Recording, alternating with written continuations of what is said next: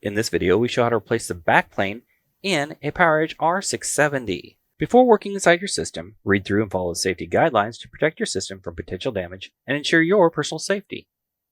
For more information about safety guidelines, see the service manual at dell.com/support. To remove the drive backplane with the drive backplane cover and any installed drives removed, disconnect the power and data cables.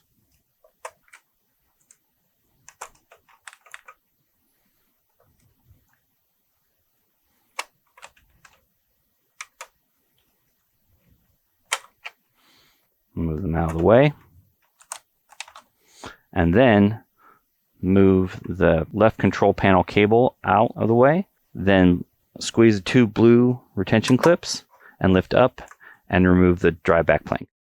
To install the drive backplane, align and lower it into the system until the blue clips click into place, and then reconnect all the power and data cables.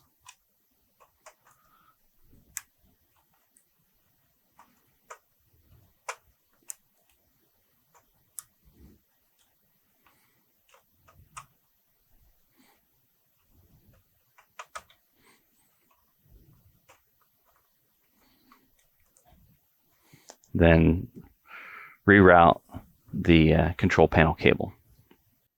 For more information or support about the PowerEdge R670, visit dell.com/support.